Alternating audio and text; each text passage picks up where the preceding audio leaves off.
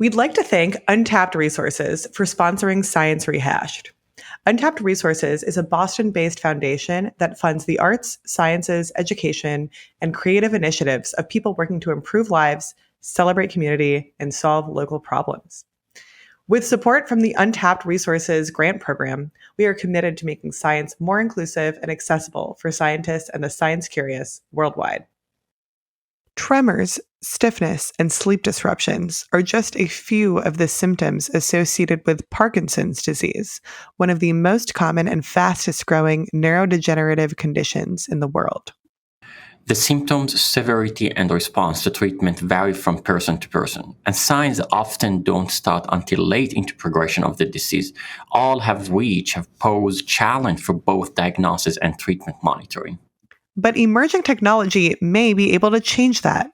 New home monitoring devices have shown promise for being able to not only improve the precision of treating this disease, but potentially even detect and diagnose it sooner. 最前沿的科学研究 Science Innovation und Wissenschaft كتب مدى شكنتا تكنولوجيا Достижения كشف جديد Scienza Pesquisa Discovery Rehashing Science. This is Science Rehashed, the podcast where we offer a window into life science research to anyone in the world with an internet connection. I'm Layla. And I'm Mehdi. And we're your Science Rehashed co-hosts.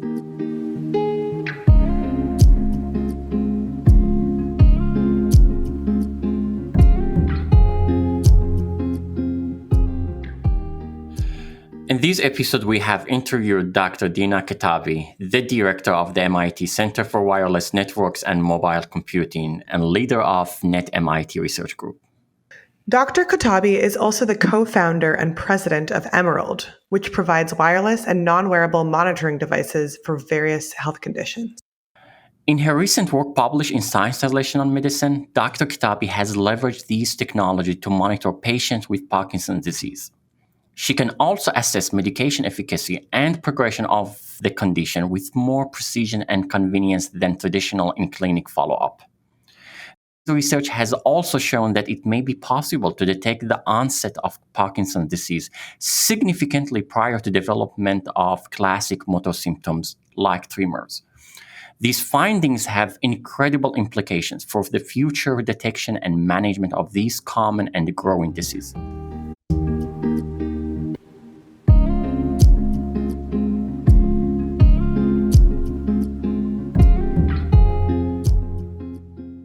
Welcome to Science Rehashed, Dr. Katabi.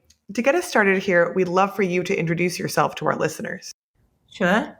My name is Dina Katabi. I'm professor at MIT, and I'm the MIT director of the Wireless Center.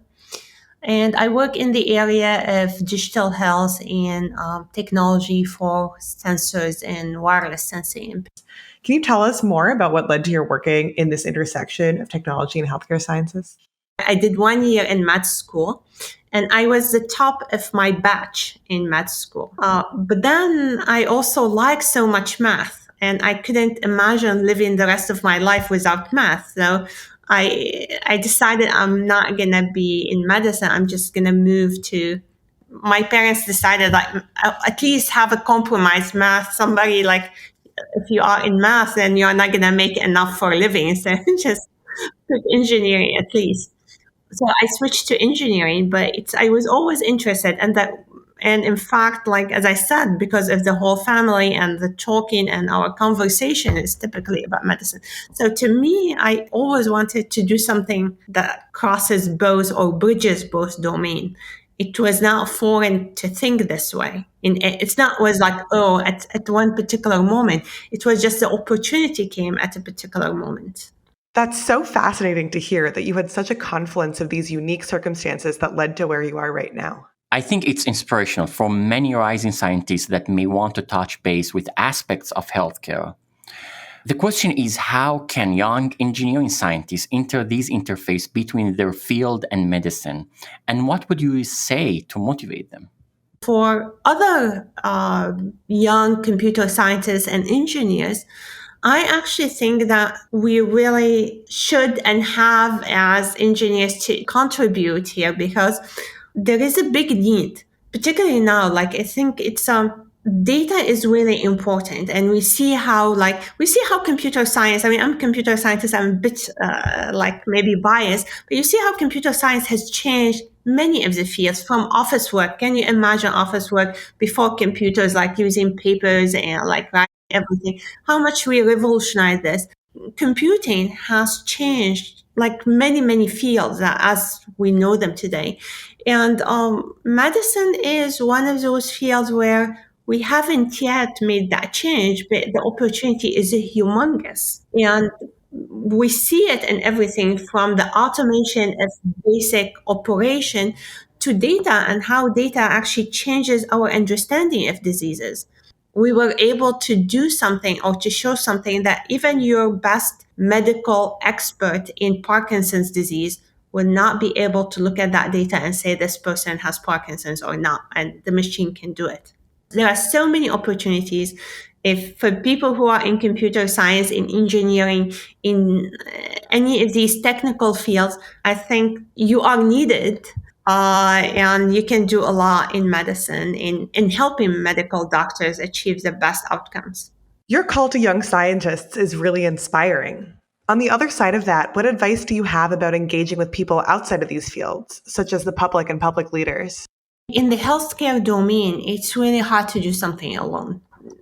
So you need to work with the stakeholders, whether those people are pharmaceutical companies, biotech companies trying to develop new drugs and need new biomarkers, new understanding of diseases, whether they are medical doctors and hospitals trying to help their patients, or even the government, the different institutions. So I think you need to talk with all of them. The engagement and the ability to talk to all of these entities and individuals who are involved, I think is essential and is getting much better over the years. We have our devices that, as you probably know, they are radio devices, use wireless signal to analyze health in the home. And we have them deployed, for example, with patients who have Parkinson's disease. And in that, we work with the NIH, we work with University of Rochester Medical School. We work with also Mayo Clinic. We work with Brigham and Women. We have them also deployed in the sleep lab, for example, in MGH. We have them deployed in the epilepsy unit with Mayo Clinic. So we have to work with all of those stakeholders to get interesting results. And speaking of these wireless devices, I think it's a good timing that we dive deep into your very fascinating paper published recently in the Science Translational Medicines. We will take a short break before digging into more details on the research.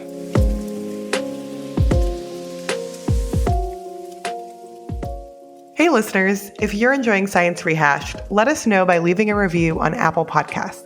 Rate our show on Spotify by tapping the 3 dots next to the following button and then tapping Rate Show. This is also a great time to hit follow if you're not following already.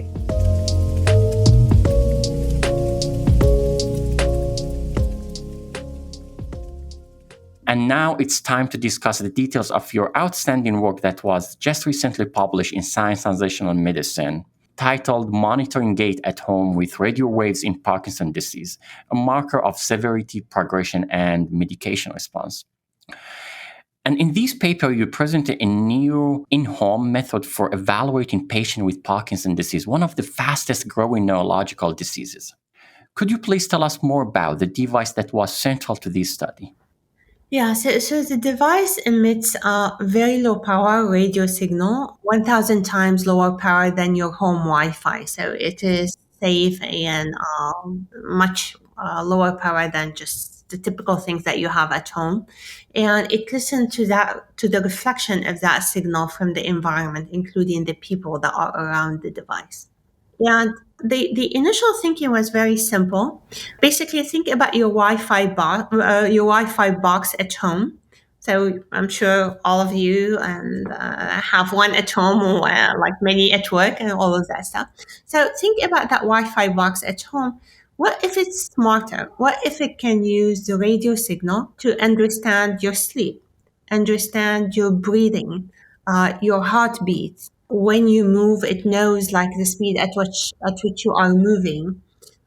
Get all of that information, but without asking you to wear a wearable on your body, just purely by analyze the radio signals as it bounces off your body.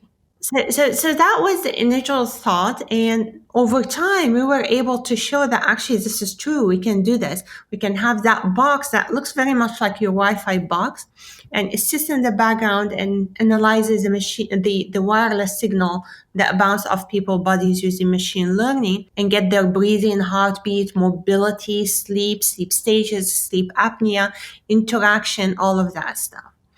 And that was really exciting to ask about the doctor, they like working with other people. It was very exciting to us and also the doctors, our collaborators in hospitals and pharmaceutical industry who looked at it and said, oh, wow, this is interesting. Can I use this to monitor my patient? Can I understand them better? And so we started seeing and working with doctors, medical doctors, to deploy these devices in people's homes. And that got us to Parkinson's, our collaboration with Dr. Ray Dorsey and his clinical team, where we deployed our devices with a large number of Parkinson's patients. And we started collecting their physiological signals at home, and including their motion, their sleep, their respiration, to understand the progression of the disease and understand the impact of medications on the patient. Now, for people who don't know Parkinson is actually the fastest growing neurological disease in the world. Yeah, so it's very, very important to be able to understand the disease. And that got us to like very interesting results that I'm happy also to tell you about what we discovered. And we are super excited to discuss what was found in this study. And before we move on, we have a few more questions about the device. Can you give us and our audience a tangible example? How big is this device? Where are you going to put it in the home? And how people feel? Do you feel comfortable someone is always watching you? Actually, it's easiest to think of it as a picture frame. So you see on my background, there are some pictures. So it's probably twice the size of that picture. So the picture is around 8 by 6 inches, right? The small one. So double of that. And we mount it on the wall. It's very light, so we mount it on the wall using command strips. And it just connected to the power, and it just sit there in the background, and you don't have to worry about it. You don't think about it. And the only thing is required is Wi-Fi, internet, right? Connection. Yes. And everything will go to the cloud. Exactly. So that's for the size of the box. Now, for watching you, the wireless box is watching you.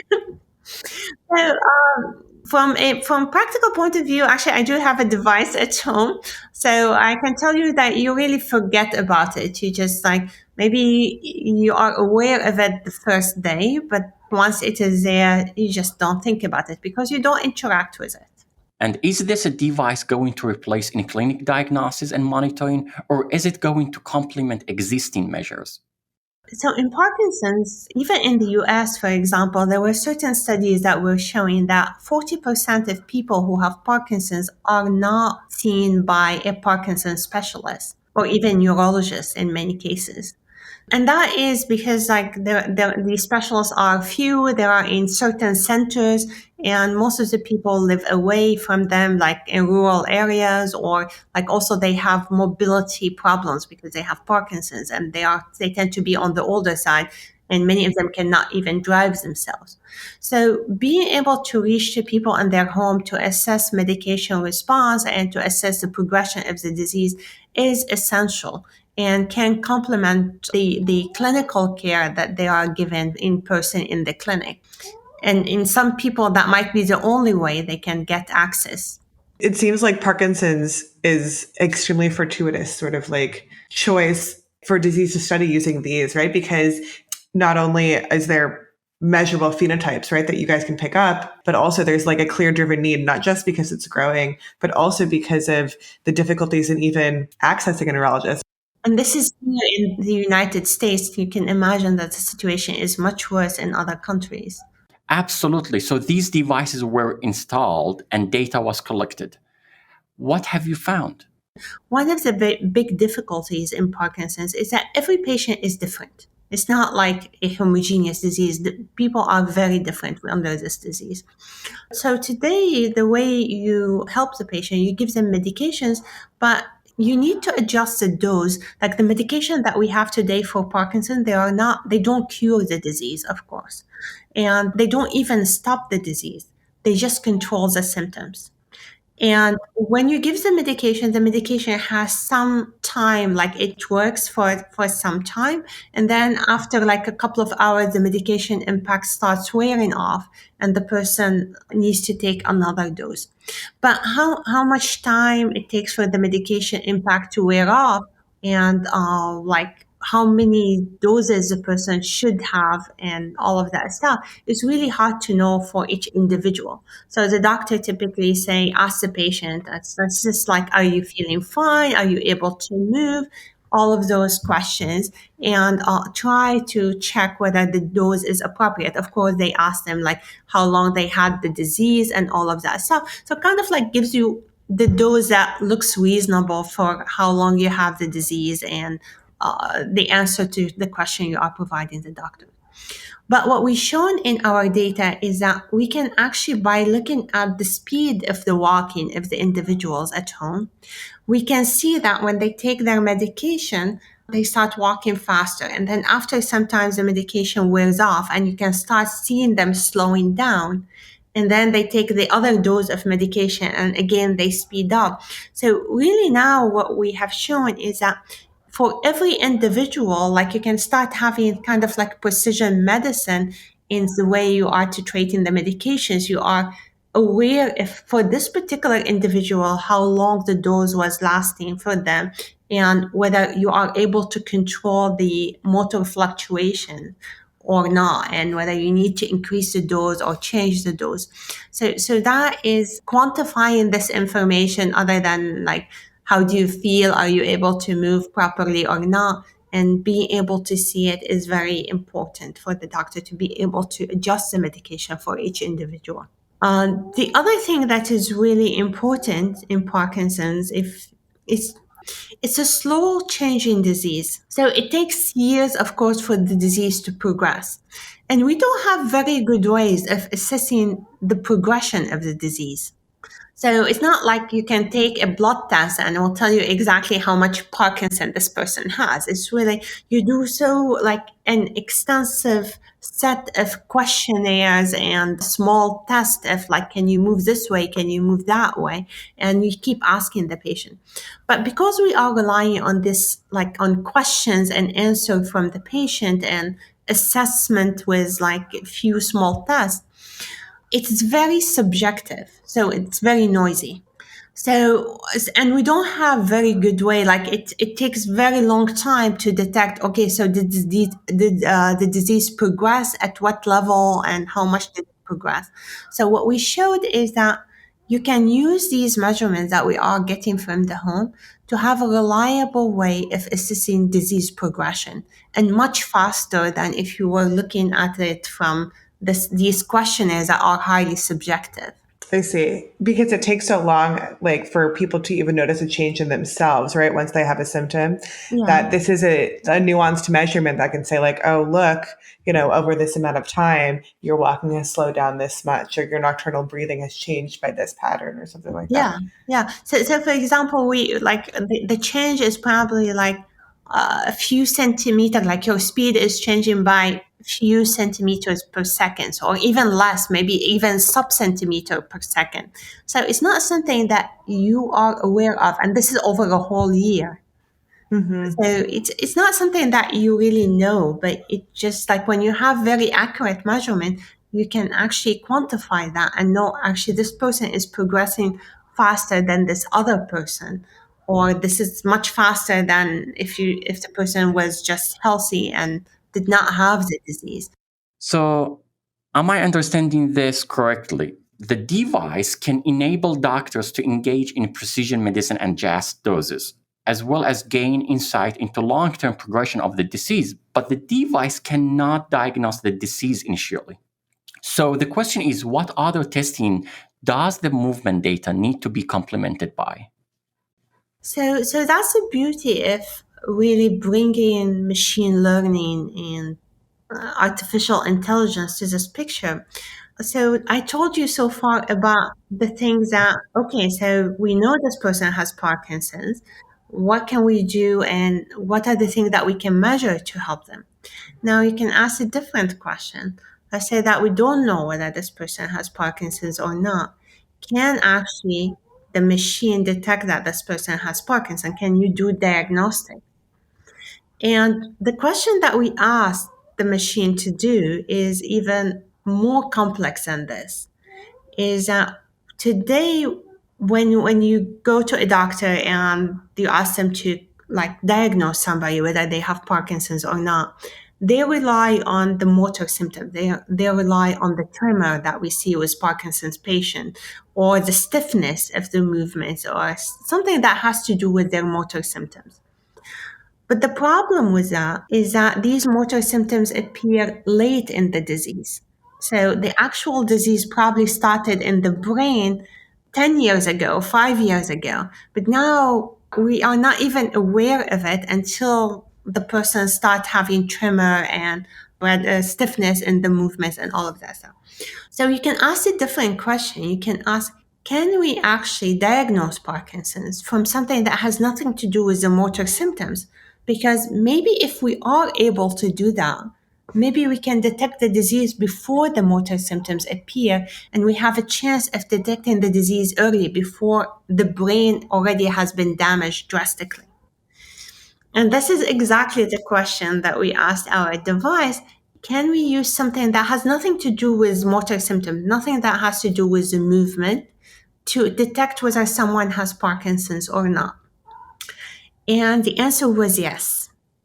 So do you want me to tell you what we used? Absolutely. Yes, please.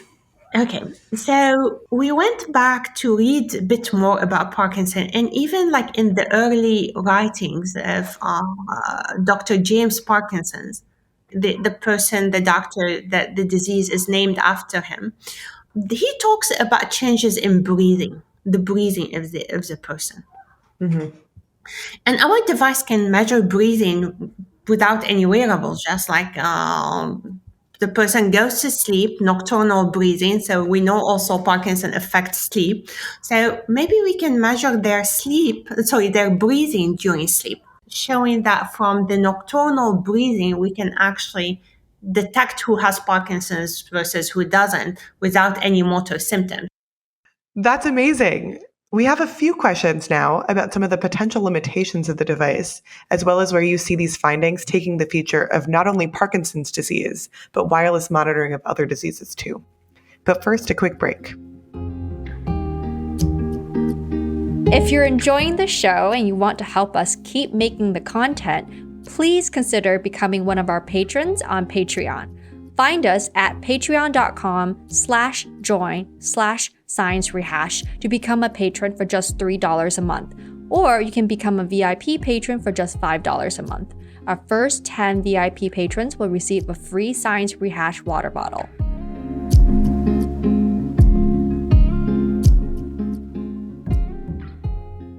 So, Dr. Katabi, I have a question about the use of the device for monitoring nocturnal breathing. What if there's two people sleeping in the same room? How does it deconvolve this? If they're sleeping like in the same bed, we can separate the radio signal from each individual. Yeah. Wow. So That's most really of the cool. people that we monitor, they have a bed partner. Most people are couple. In that same vein, can you talk to us about how the environment, such as different layouts in the home and different activities that individuals with various lifestyles engage in, might influence the readings of the device or change the data? Yeah, so this is really important because you want to normalize across, like eliminate differences that are due to the way I live, what happens in my life, maybe even other diseases that I may have versus things that are intrinsic to the disease itself. So, for example, when we monitor the walking speed, so maybe I am slow because I am like my home has so many things that are like I'm not a very organized person. Have things on the floor, it makes it harder to move around. Or I have furnitures that I have to like walk around them, and I'm slowing down because I'm turning a corner, as opposed to like I'm slowing down because of the disease making me slow down. So we take those things into account. So when we look at the trajectories, we look at when we are looking at comparing across different people, we look at taking like straight trajectories. And that's very nice because as opposed to like the accelerometer that you might have in like these wristbands that have acceleration, which doesn't tell you the trajectory, it just tells you move, didn't move kind of thing. Here we see the trajectory that people walk. So if the person like moving from one room to another room and they slow down, maybe because they are opening a door, for example, not because they are like freezing as we see in Parkinson's. So it really matters where the to understand the trajectory and put the motion in the context of the floor map of the home. And that is very possible with this kind of device that we are working with. One question I had was previous work that compared like in-clinic gait to Parkinson's severity gold standard only saw a really weak correlation, but your study shows a strong correlation. Do you think it's because you have this continuous monitoring and you have like more nuanced measurements? So then I would say two things. One thing is that when a patient is performing in front of a doctor, I mean, we all know, and all doctors, particularly Parkinson doctors, will tell you about the observer effect. So that the patient is putting a performance. He's trying to give the doctor what the patient believes the doctor wants to see or hear. So they are putting a performance, and they, if you look at them, like you see, like even as a patient, like you are done with this task, and the patient is walking to pick up his jacket, or it's completely different walk. Yeah, exactly. When we were learning the neurological exam, our professor would have us come to his waiting room and he would, greet us, call us by name, shake our hands, whatever. Then we came, sat down in his office, and he said, I did 90% of the exam because we didn't know we were being watched, right? As soon as we know we're being watched, I'm going to try to walk as straight as I can, or I'm really going to try and make hearing test, right? So it's trying to get to that unobserved effect, which you get to do all the time given your technology. Yes, so that is very, very important because it sees how the person really function in real life, as opposed to when they are trying to put a performance. And some people may care so much about putting that performance for the doctor, some care less. Or today is a bad day because I had to drive for 3 hours to get to the clinic, while like some other visit or some other person, maybe they live nearby and they have much better, easy access, that they were not tired on that particular day they went to the clinic. So both the observer effect, and also, of course, there is a value for collecting so much data, because you kind of like remove these things, like when somebody walks slowly because they are talking on the phone while walking, or somebody is walking quickly because they are trying to reach to turn the alarm off because it just suddenly went on or something like this. So having a lot of data allows you to know to eliminate the noise and measuring people in their real functioning environment. And one thing actually we did not touch base on, which I think very important, is the visual input. You don't have visual input here. Everything is a radio waves, and that's also kind of add another layer of privacy to the participant. You don't have any visual input for these devices, correct? Yeah, so it's very hard to convince someone to put a camera in their home, and forget about a single camera, actually put in multiple cameras so that you can see them in multiple places and stuff like that. So that's really hard. Being able to monitor and get these physiological signals at a level that still maintains significant amount of privacy, the privacy that people care about, is really essential. That makes a lot of sense. Now, in terms of sample size, how does your study compare to other work in this area? So in our study, there were 50 individuals in the study, but we monitored them for up to 1 year. I think this is really important for anyone who's working on clinical studies with Parkinson patients. So typically to see what we call statistically significant measure, like something that you can trust from a statistical point of view, you need hundreds. I mean, there is a famous study done by the Michael J. Fox Foundation called the PPMI study. They have over 500 people that they monitor for 5 years so that they can see that statistically significant change or progression in the disease. While we are able to see statistically significant progression of the disease using only 50 individuals, so this is not 500 plus, it's 50 individuals, much smaller, in just 1 year as opposed to the 5 years. So that's very important because running clinical studies with a humongous number of people is costly, is a lot of overhead.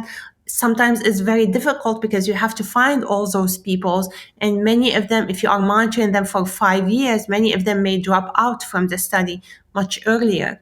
So being able to collect data passively in people's homes allow us to achieve the desired outcome or measure with statistical significance, with something that is robust and we can trust, but reduce drastically the overhead and the cost of doing so. I was actually going to ask a question, another logistical question, which is, did these require any maintenance over that long of a year of collection? So we do like the devices themselves, they are connected to the cloud and they have like kind of like what we call heartbeat. So like the device every now and then send something saying, I'm here, I am working, I'm fine. So when the heartbeat stops, I mean, we like reach out and say, okay, so the device seems not working. Like, did you unplug the device? Most of the time, it's somebody cleaning, they unplug the device and forgot to plug it again. Uh-huh. Gotcha. So more like user error, one would say. Yeah. So that's you need, of course, after like some of our devices have been monitoring people for 2 years. You've demonstrated the utility of this device in Parkinson's in both sort of like the longer term disease progression and also kind of more acutely in, tracking medication doses and tracking reactions to doses. What's next for this? Yeah. So many things. I mean, of course, within Parkinson's, I mean, I think we are really like starting to scratch the surface. There are so many interesting questions. Like I told you about this very exciting result that we can detect Parkinson's from breathing.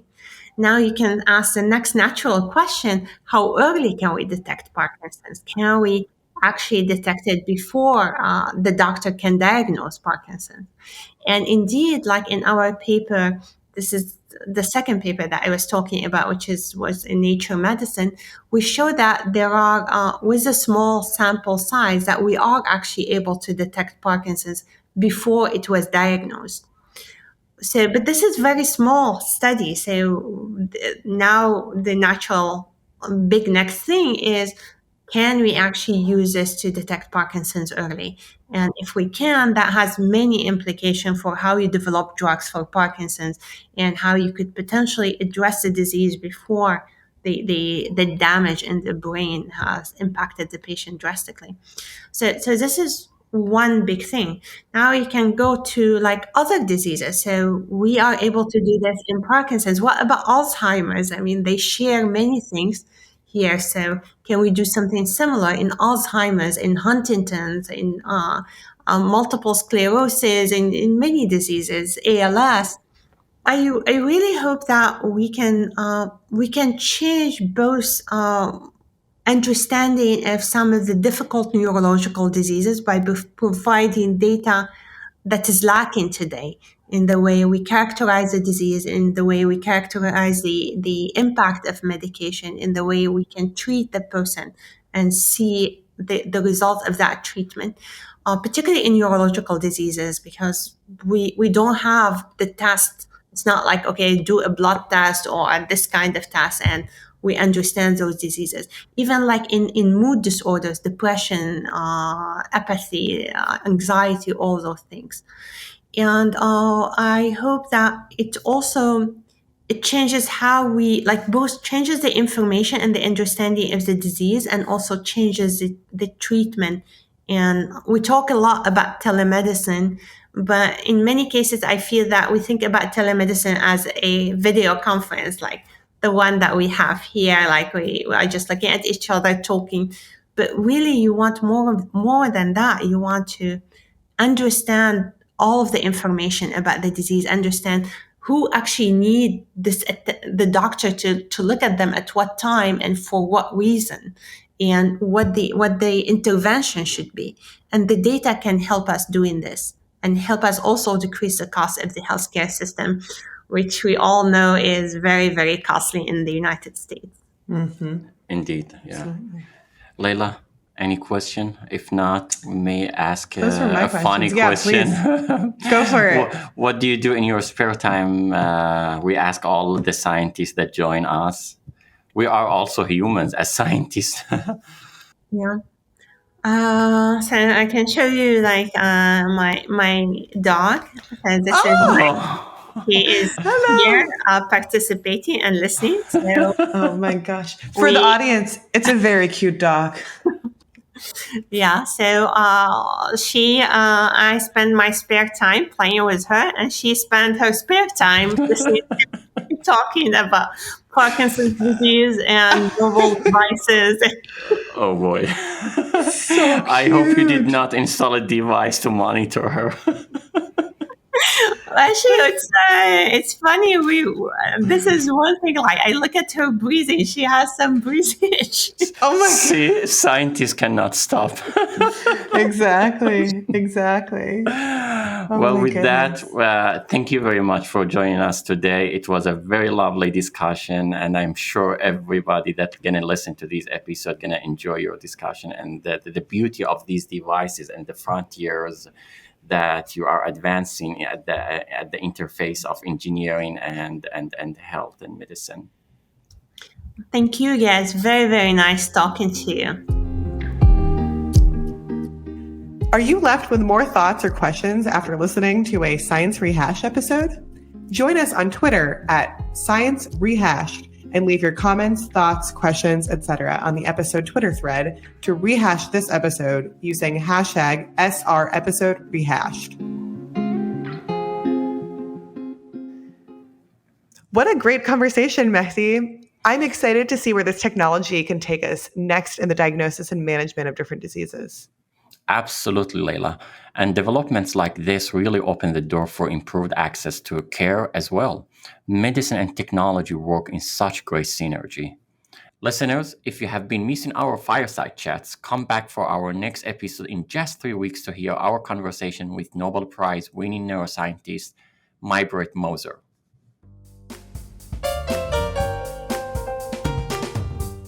Thank you for listening to another episode of Science Rehashed. This episode was written by Caitlin Hawley, edited by Rukudzo Kanyemba, and mixed by Aaron Troutman. The cover art for this episode was created by our creative director, Emma Brand. We would also like to thank the whole team of Science Rehashed.